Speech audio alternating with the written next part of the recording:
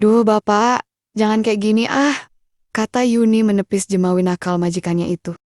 Kalau yang ini, tanya sang majikan, menunjuk hamparan di bawik segitiga bermuda pembantunya itu.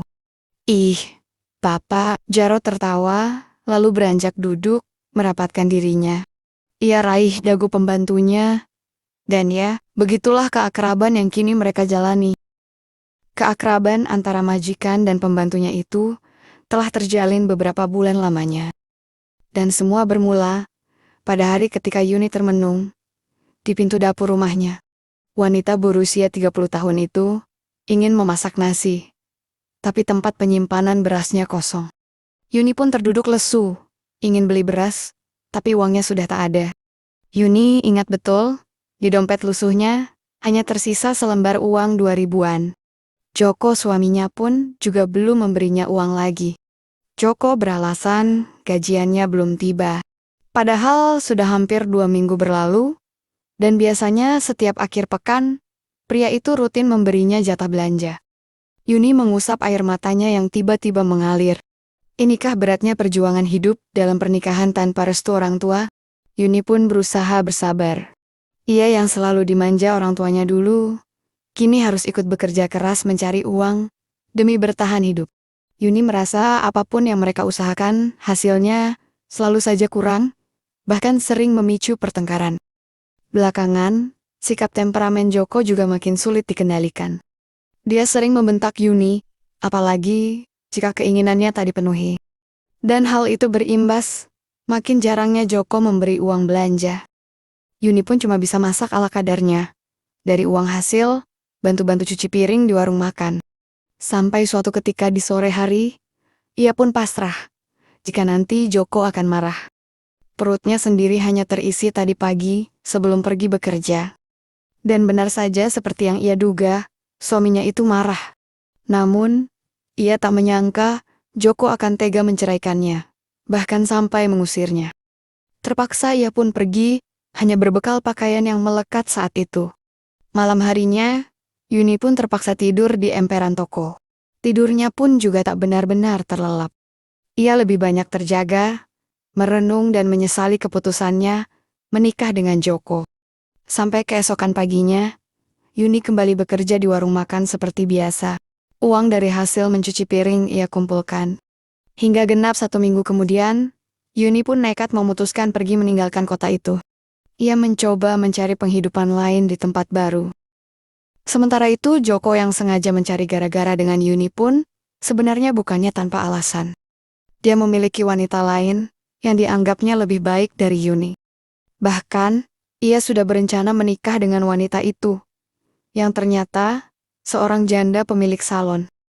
Nunik, atau Tante Nunik sapaan akrab para pelanggannya. Nunik sendiri membuka salon tak jauh dari tempat Joko bekerja sebagai tukang parkir. Ia seringkali melihat Joko yang tampak gagah dan tampan. Memang, dari segi perawakan Joko cukup mumpuni. Hal itu pula yang dulu membuat Yuni kepincut dan ingin nikah lari bersamanya. Joko sendiri tak mengetahui bahwa Nunik memiliki bisnis terselubung. Meskipun ia ingin menikahi Joko, tujuannya juga adalah menjadikan Joko sebagai mesin ATM-nya. Setelah Joko berpisah dari Yuni, Nunik segera membuat penampilan Joko menjadi lebih berkelas. Dia juga segera mengatur pernikahan dengan pria yang usianya 10 tahun di bawahnya itu. Bukan pernikahan resmi, hanya pernikahan siri. Sama halnya seperti yang pernah dilakukan Joko dengan Yuni. Joko pun tak masalah. Yang penting hidupnya terjamin dan segala kesengsaraan saat bersama Yuni dulu hilang. Berganti kehidupan baru yang bahagia bersama Nunik. Joko merasa sangat dipedulikan dan diperhatikan. Terutama soal makan, pakaian, dan semua perawatan dirinya. Penampilannya yang diubah oleh Nunik membuat semangat hidupnya kembali. Joko merasa mendapatkan hal yang selama ini diimpikannya, yaitu hidup enak, tak perlu banyak bekerja, dan penampilan selalu modis. 2 minggu setelah berpisah dengan Yuni, Joko dan Nunik pun menikah.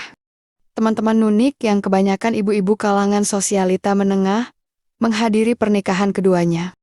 Tapi, ada satu hal yang mengundang sedikit rasa tak nyaman pada Joko, yaitu teman-teman Nunik sering menggodanya dengan mencubit dan mencoyek dagunya. Joko sebenarnya risih, tapi demi menghormati sang istri, ia hanya bisa diam dan tersenyum. Apalagi mereka bersikap demikian di depan Nunik, yang terlihat tak masalah dengan hal itu. "Jo, aku tunggu kamu di kamar ya," kata Nunik setelah pernikahan mereka usai. Joko tersenyum dan paham betul dengan maksud Nunik. Setelah selesai dari kamar kecil, ia pun melenggang masuk ke kamar istri barunya. Tak lupa ia pun mengunci pintu. Tampak Nunik sudah rebahan dengan setelan dinas malam. Meskipun sedikit gemuk, Nunik masih nampak menarik. Joko pun mendekat, membuat Nunik beranjak duduk. Dia menyambut Joko dengan peyukan, dan mereka pun saling menatap. Tak lama kemudian, sambutan demi sambutan pun tercipta di sana. Joko yang merasakan keinginannya mulai timbul pun buru-buru mengambil perahu motor. Sementara Nunik yang memperhatikan penampakan itu, sedikit kaget. Jelas berbeda dengan perahu mantan suaminya yang terdahulu. Ketika Joko mendekat, Nunik pun segera memberikan perhatian pada perahu motor tersebut. Sontak Joko menatap langit-langit. Apalagi hal itu tak pernah dihaturkan oleh Yuni sewaktu bersamanya dulu. Bersama Nunik, Joko seolah menemukan teori baru dalam rapat paripurna. Dia yang semula mengira Nunik adalah wanita yang membosankan, ternyata salah. Nunik banyak variasi, terutama saat perahu motor melaju pada pintu gerbang kehidupan wanita yang berusia 44 tahun itu. 1-2 sesi bisa mereka lalui bersama-sama. Hanya di sesi ketiga, Joko mengatakan akan melanjutkannya keesokan malam. Nunik bisa memaklumi. Mungkin saja suaminya lelah setelah mengadakan acara resepsi. Setelah membersihkan diri, Joko lebih dulu terlelap. Sementara Nunik segera membuka percakapan dalam grup di aplikasi hijaunya. Hampir semua temannya mengomentari pernikahannya dengan duda muda tersebut. "Gimana Nuk? Oke kan, si Joko?" "Untuk pertama, nggak mengecewakan lah," sahutan Nunik, mendapat tanggapan riuh dari teman-temannya. "Wah, kami sudah nggak sabar juga nih." "Sabar dong, arisan bulan depan yang dapat, boleh kok pinjam dia, tapi jangan lupa transferannya loh ya." Singkatnya, hari-hari Nunik semakin berwarna dengan kehadiran Joko.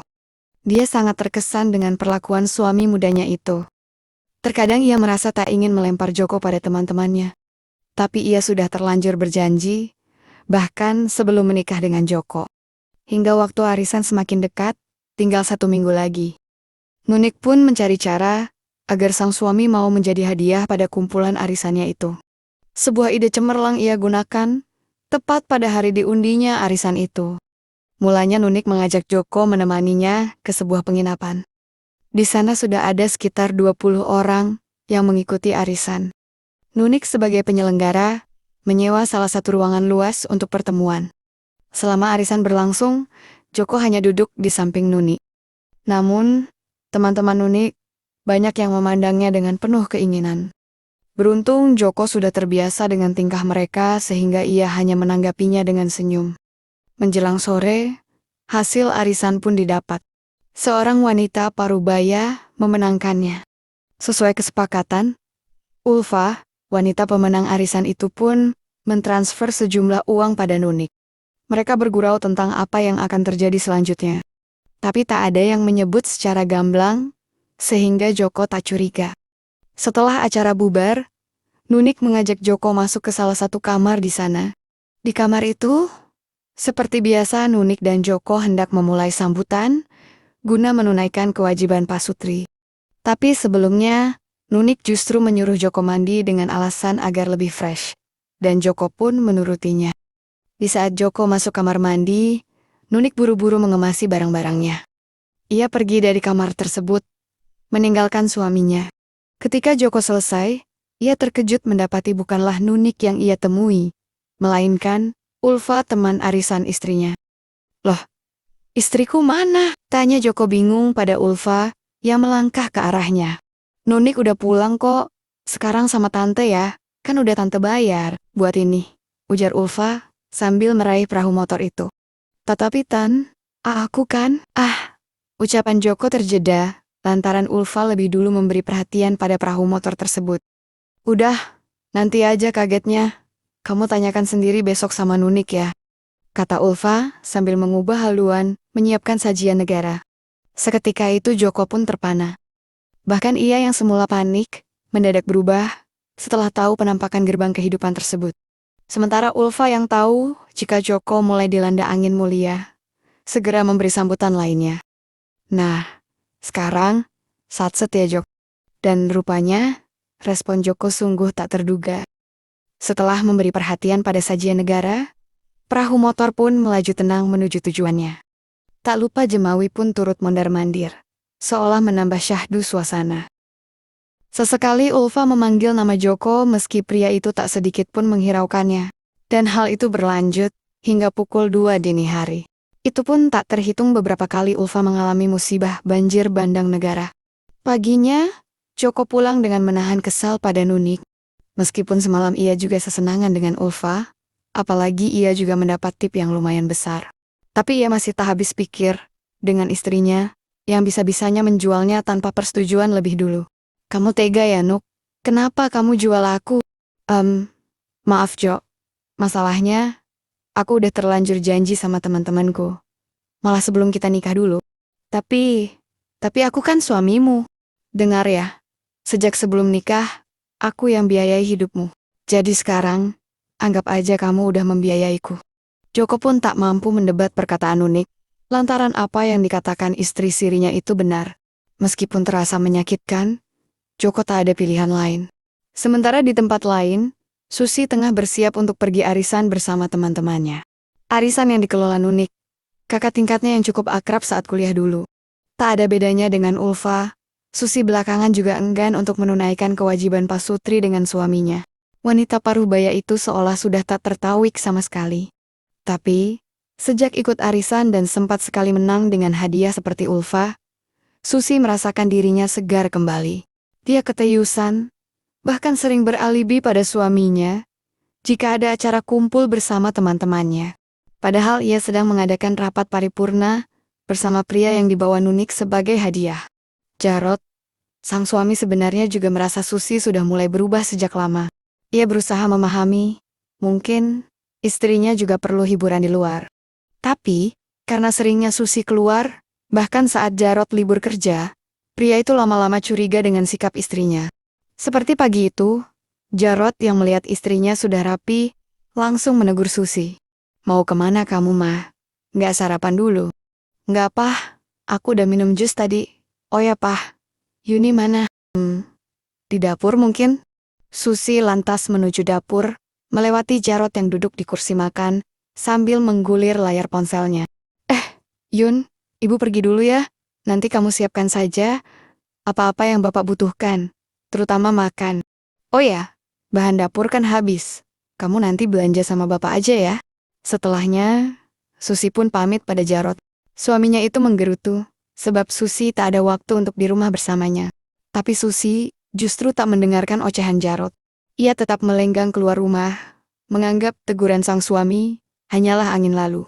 Yuni yang melihat kedua majikannya bertengkar, mencoba mengalihkan perhatian Jarot agar lebih tenang. Ini kopinya, Pak. Bapak mau sarapan sekarang. Jarot pun mengangguk. Kamu siapin aja, Yun. Oh ya, ibu ngomong apa aja tadi sama kamu? Itu Pak, Yuni disuruh nyiapin makan buat Bapak. Terus, Yuni juga disuruh belanja keperluan dapur, tapi diantar Bapak. Istri macam apa dia itu? Keperluan dapur pun aku yang urus. Apa gunanya dia? Sibuk aja kesana kemari. Yuni hanya diam mendengar Jarot mengomel, sambil sibuk mengambilkan sarapan untuk Jarot. Setelahnya, ia hanya berdiri di samping meja makan, menunggu perintah majikannya. Tapi rupanya Jarot justru mempunyai sekelebat pikiran iseng. Dipandanginya Yuni dengan saksama. Wajahnya cukup manis, pasti manis juga pintu gerbangnya. Begitu pikirannya. Ya udah Yun, habis sarapan kita belanja, kamu siap-siap aja ya. Mendengar itu, Yuni pun berlalu untuk menyelesaikan pekerjaannya dan segera bersiap. Singkat kata, Jarot pun membawa pembantunya itu ke supermarket besar di kota. Pria itu memilih sendiri apa yang biasa dia makan, sedangkan Yuni hanya mendorong troli belanjaan. Satu hal yang disadari Yuni, jika majikannya itu sengaja merangkulnya selama berjalan.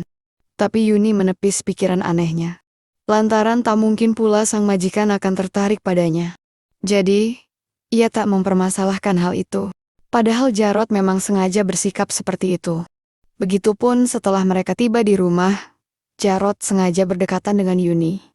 Meski masih terbilang wajar. Yun, kamu jadi janda kan sudah lama. Apa nggak ingin? Tanya Jarot sambil memberi isyarat jemawi. Loh, bapak kok tanya gitu toh? Soalnya bapak kayak gitu Yun. Kamu, kamu mau nggak kalau kita, ih, bapak ini, ngomong apa toh? Jangan ngawur ah. Begitulah respons Yuni setiap kali dirayu oleh majikannya. Ia terus menoyak tiap kali pria itu mendekatinya.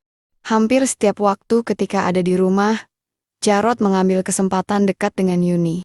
Tapi lama-kelamaan, Yuni pun luluh dengan perhatian dan sikap manja majikannya. Jarot seringkali mencuri payukan singkat, bahkan sering pula membelikan barang-barang yang ia perlukan. Namun, Yuni masih tak mau jika Jarot mengajaknya pada hal yang lebih jauh lagi. Hingga suatu ketika, Jarot yang baru saja mengajak Yuni makan malam di luar, mendapat ide cemerlang untuk melancarkan niat mulianya.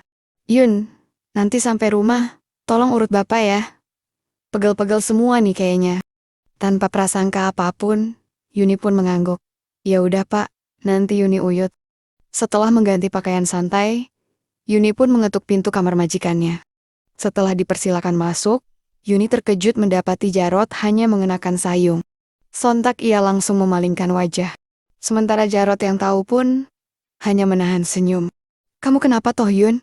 Ayo, bapak sudah pegel-pegel nih, ucap Jarot pura-pura marah.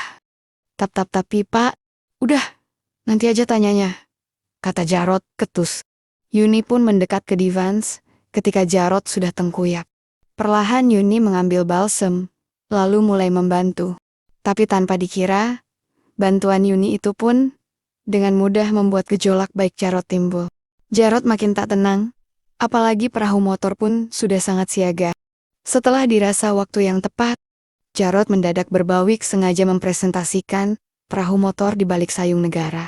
Sontak Yuni kaget, tapi sedikit melirik dan berusaha fokus pada bantuannya. Dia baru terganggu ketika ada jemawi yang mondar-mandir pada dua benua. Sebagai wanita biasa pun seketika gejolak baiknya timbul, apalagi sudah lama pula ia absen rapat paripurna. Debaran jantungnya pun makin menjadi. Bahkan ia pun panas dingin dan tak tahu lagi bagaimana menyikapinya. Pak, jangan kayak gini ah, kata Yuni menepis perlakuan baik majikannya. Kalau yang ini, kata Jarot menunjuk segitiga bermuda itu. Ih, bapak, Jarot tertawa, lalu beranjak duduk merapatkan dirinya. Ia raih dagu Yuni, lalu memberi sambutan lain saat itu juga. Melihat Yuni tak menoyak, Jarot semakin gencar. Tak hanya sambutan, tapi juga mencari-cari gerbang kehidupan. Sekarang ya Yon, tapi pak, Yuni kan, usaha Jarot untuk meruntuhkan Imron pembantunya itu pun, akhirnya berhasil juga. Yuni menyiapkan sajian lainnya, sementara Jarot menerima hal itu dengan antusias. Entah bagaimana mulanya, haluan keduanya pun berubah dari yang semula sejajar, menjadi tumpukan negara. Perahu motor pun melaju tenang membuat Yuni terkesan dengan start awal tersebut. Bencana yang lama tak Yuni dapat, akhirnya dialami dengan majikannya. Benar-benar lain, dan tak terbayangkan. Apalagi saat Yuni mengalami musibah banjir bandang, ia baru percaya jika Jarot mampu membawanya ke awang-awang. Hingga waktu menunjukkan angka 2 dini hari, barulah rapat paripurna itu pun usai dengan kesan yang gembira dan mendalam. Singkat kata, pagi pun tiba. Yuni yang terbiasa bangun awal, merasa sedikit asing ketika mendapati Jarot ada di sebelahnya. Ia perhatikan wajah pria itu. Sebenarnya, majikannya itu mempunyai paras yang lumayan. Ditunjang dengan penampilan rapi, ia menampakkan sosok pria yang berkarisma. Tapi Yuni sendiri bingung. Mengapa nyonya majikannya justru seperti enggan untuk berdekatan dengan suaminya? Mikirin apa sih Yun? Kok sampai gitu toh liatnya? Tanya Jarot yang tiba-tiba terjaga. Enggak kok pak. Pak, apa boleh? Yuni tanya sesuatu. Maaf pak, kalau tanyanya sedikit pribadi. Iya nggak apa-apa kok. Memangnya mau tanya apa sih Yun? Kenapa bapak sama ibu sampai sekarang belum ada momongan? Untuk sejenak, Jarot menghela napas. Kami sebenarnya sudah usaha Yun, tapi mungkin vonis dokter yang bikin kami nggak harmonis seperti dulu. Malah belakangan, kami jarang sekali gitu. Ibu yang nggak mau, malah ibu bilang, untuk apa? Toh, nggak ada gunanya. Apalagi, vonis dokter itu, bapaklah masalahnya. Oh alah, jadi itu toh masalahnya. Jarot pun mengangguk. Iya Yun, terus, kamu tahu nggak, apa yang ada di pikiran bapak sekarang? Yuni menggeleng heran. Bapak mikir, gimana kalau pagi-pagi kita, Yuni yang mengerti ucapan majikannya pun kaget. Loh, Pak, tadi malam kan? Ah, kamu ini, tinggal bilang iya. Apa susahnya sih Yun? Iya Pak, tapi ini kan masih, kata Yuni terhenti, lantaran lebih dulu Jarot mengubah haluan pembantunya. Dan tanpa berkata apa-apa lagi, Jarot memberi perhatian mulia pada sajian negara. Dan ya, kebaikan itu pun kembali terulang seperti sebelumnya. Yuni sendiri tak menampik jika hal itu memang membuatnya ceria. Dan begitulah hari-hari yang dijalani Jarot dan Yuni di belakang Susi. Jarot pun begitu sering menciptakan saat-saat bahagia bersama pembantunya. Bahkan, setiap kali rapat paripurna negara, Jarot pun rutin meletakkan pundi-pundi kebaikan lantaran yakin Yuni tak akan halimah. Hingga suatu pagi, mendadak Yuni merasa mual dan kepalanya juga terasa berputar. Sejak pagi itu, Yuni hanya bergelung di kamarnya. Apalagi kepalanya terasa berat untuk berjalan. Susi, nyonya majikan yang melihat dapur masih sepi, melangkah mengetuk kamar Yuni. Dengan sempoyongan, Yuni beranjak membuka pintu. Loh, Yun, kok belum buat sarapan? Maaf Bu, saya kurang enak badan, kepala saya pusing sama mual. Kamu masuk angin? Nggak tahu juga Bu, saya izin istirahat dulu ya Bu. Nanti kalau udah enakan, saya akan kerjakan pekerjaan saya. Setelah Susi pergi, Yuni kembali rebahan di dipan. Sementara Jarot yang tahu pembantunya sakit dari istrinya, seketika terkejut. Pusing, mual, bukankah itu gejala orang halim? Tapi, bukannya aku divonis dokter nggak bisa. Masa iya, Yuni halim? Ah, mungkin dia memang benar sedang masuk angin aja. Begitulah pikiran Jarot berkecamuk. Sampai tak lama kemudian, Susi yang sudah rapi dan hendak pergi tanpa sengaja, berpapasan dengan suaminya. Kamu mau kemana lagi? Ada janjian sama teman-teman arisan kok, Pak. Selalu aja kamu ini sibuk sendiri. Udahlah, Pak. Nggak usah debat. Aku pulang agak malam nanti. Oh ya, tolong lihat si Yuni. Belikan dia sarapan ya, Pak. Mendengar nama Yuni disebut, Jarot sedikit bersabar. Setelah Susi pergi, Jarot pun bergegas menuju kamar Yuni. Tak lupa ia siapkan lebih dulu sarapan yang dipesan melalui aplikasi untuk mereka berdua. Jarot meletakkan nampan, berisi sarapan di meja di dalam kamar Yuni. Dia lalu duduk di tepi dipan pembantunya. Masa iya? Kamu halim Yun? Kan Bapak manjul toh? Saya juga nggak tahu Pak. Mungkin cuma masuk angin aja kok. Ya udah, kamu makan saja dulu nasinya. Habis itu minum obat. Bapak nggak mau kamu sakit terus. Kalau kamu sakit, Bapak kan juga nggak bisa. Kata Jarot, menjeda ucapannya. Yuni yang mengerti maksud ucapan majikannya pun mengerutkan dahi. Bapak, pikirannya ke situ terus. Gerutu Yuni membuat Jarot gemas. Belum sempat memakan nasinya, Jarot lebih dulu memberi sambutan pada pembantunya itu. Yuni pun gelagapan, tapi tak urung menyambut niat baik majikannya. Pak, Yuni kan mau sarapan. Loh, ini kan juga sarapan toh Yun, kata Jarot, yang kemudian melanjutkan kebaikannya. Entah mengapa rasa pusing dan mual Yuni sedikit menghilang lantaran kebaikan tersebut. Maka keduanya pun melanjutkan rapat paripurna selagi Susi pergi. Dan hal itu baru berakhir menjelang siang. Nah, sekarang makan dulu ya Yun. Terus, minum obatnya, kata Jarot setelah selesai meletakkan pundi-pundi kebaikan tersebut. Tapi rupanya, rasa mual dan pusing itu tak hanya sehari saja mereda. Karena setelahnya, bahkan hampir seminggu lamanya rasa mual itu kembali dialaminya. Selama itu, Yuni mencoba menyembunyikannya dari Susi dan Jarot. Yuni sudah mulai cemas, karena tahu pasti jika dirinya sedang tak baik-baik saja. Akhirnya, saat ia diizinkan pergi belanja oleh Jarot, yang kebetulan tak bisa mengantarnya. Yuni menyempatkan membeli beberapa alat tes kehaliman dengan merek berbeda. Meskipun kata Jarot itu mustahil, Yuni ingin tetap mencoba kemungkinan itu. Dan alhasil, setelah mencoba keempat tes itu, kenyataan baru pun terkuak. Semuanya menunjukkan garis sejajar, yang artinya dia Halimah. Yuni duduk merosot di lantai. 4 tes itu, ia genggam erat. Walah, gimana ini? Pak Jarot percaya nggak ya, kalau aku Halim? Gumam Yuni dengan hati sedih dan cemas. Singkatnya, sudah lebih seminggu sejak Yuni menyimpan hasil tes tersebut. Ketika Jarot baru menemuinya, karena baru pulang dari luar kota, saat siang mereka usai rapat paripurna negara, Yuni pun mencoba mengajak majikannya itu bicara. Pak, kalau ternyata saya Halim gimana? Ya nggak mungkin lah Yun. Bapak kan manjul, sama Susi aja sudah bertahun-tahun gagal. Apa iya? Kamu yang baru beberapa bulan sudah berhasil. Tapi saya sudah tes loh Pak. Dan hasilnya, saya Halim Pak. Apa selain sama Bapak, kamu pernah sama yang lain? Maksud Bapak apa? Sejak saya kerja di sini, saya kan jarang keluar rumah. Kecuali memang diminta seperti kemarin. Jarot berpikir, apa yang dikatakan Yuni adalah benar semua. Seketika, terbersit keraguan tentang hasil tes vonis yang diberikan dokter dulu. Jarot ingin memastikan kebenarannya.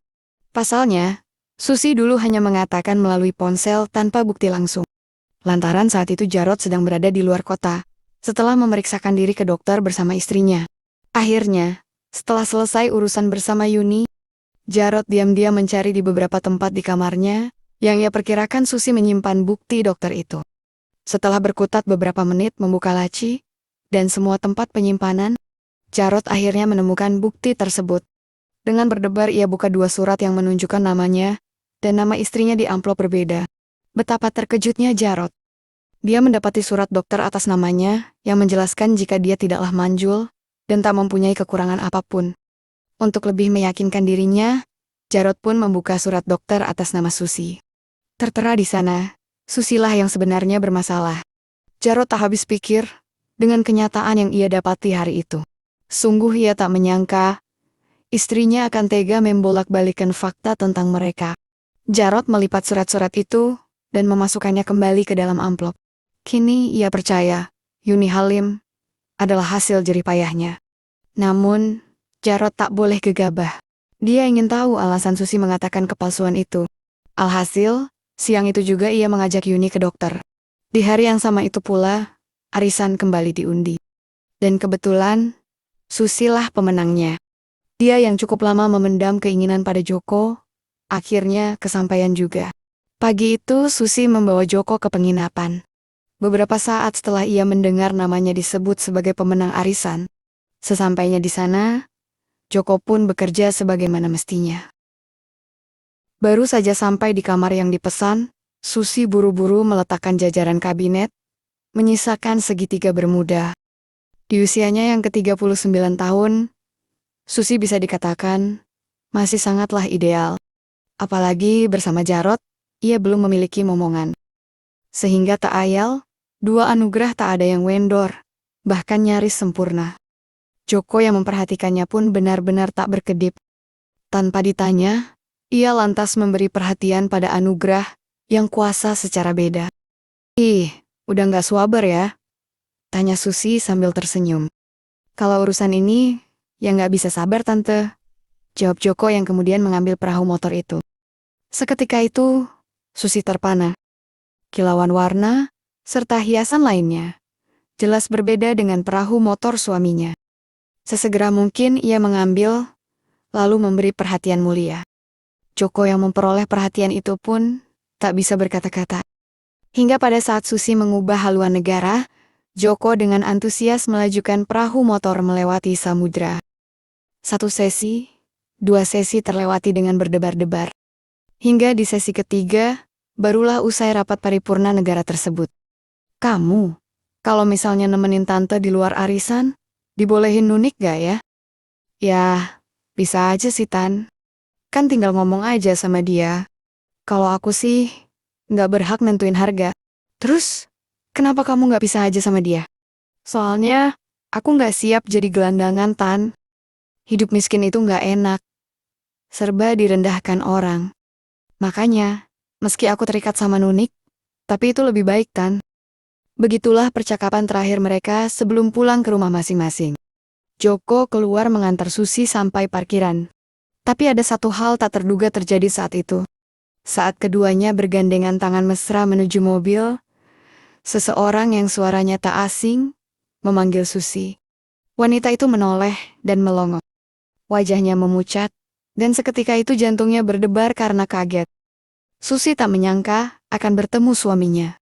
Terutama ketika ia keluar dari penginapan yang letaknya tepat berdampingan dengan rumah sakit tempat Yuni periksa. Yuni sendiri yang berada di belakang Jarot pun tak kalah terkejutnya melihat siapa yang bersama nyonya majikannya. Lah, Mas Joko? Iya Yun. Kedua mantan suami istri itu kemudian soma-soma terdiam setelah menyebutkan nama masing-masing. Jarot menoleh ke arah Yuni, sedang Yuni membuang pandang ke sembarang arah. Kamu kenal dia, Yun? Tanya Jarot. Kemudian, dengan ragu Yuni pun mengangguk. Dia, mantan suami siri saya, Pak. Jarot kemudian menoleh ke arah Susi istrinya. Kalau dia siapamu mah? Kok mesra banget? Kepalang basah, Susi pun dengan lantang menyebutkan jika Joko adalah kekasihnya. Tapi rupanya, Joko yang tahu jika situasi akan runyam. Justru memilih menghindar agar tak terlibat di dalam percekcokan yang mungkin akan terjadi. Joko melepaskan tangan Susi, lalu pergi begitu saja. Joko, kamu mau kemana? Teriak Susi saat Joko berlari meninggalkannya. Karena malu dan tak tahu harus mengatakan apa pada suaminya, Susi pun memilih mengejar Joko. Keduanya masuk mobil yang sama, dan melajukan mobil itu dengan secepatnya. Saking paniknya, mereka bahkan tak menyadari jika dari arah berlawanan ada truk pengangkut barang sedang melaju dengan kencang. Dan nahas tak bisa ditolak. Mobil yang ditumpangi Joko dan Susi tertabrak dan meledak seketika. Keduanya meninggal bersamaan dalam waktu yang sama. Jarot dan Yuni yang melihat jelas insiden itu pun syok. Keduanya sama-sama tak mengira jika pasangan mereka masing-masing akan meninggal bersamaan. Sebuah rasa haru menyelimuti Jarot dan Yuni. Seberapa buruk apapun kelakuan Susi, Jarot tetap merasakan kehilangan atas istrinya. 2 tahun bukan waktu yang singkat untuk melupakan mendiang istrinya. Begitupun yang dirasakan Yuni. Joko adalah cinta pertamanya. Meskipun pada akhirnya Joko memperlakukannya tak baik, tapi pria itu pernah memberi kesan yang mendalam selama hidupnya. Singkatnya, sebulan setelah kepergian Joko dan Susi, Jarot dan Yuni pun memutuskan untuk menikah. Selain karena ada calon anggota baru di antara mereka, keduanya juga merasa mengalami nasib yang sama, yaitu sama-sama ditinggal pasangan mereka. Kendati demikian, keduanya mencoba melupakan masa lalu masing-masing. Mereka memulai kehidupan baru, berharap menemukan kebahagiaan yang jauh lebih indah dari sebelumnya.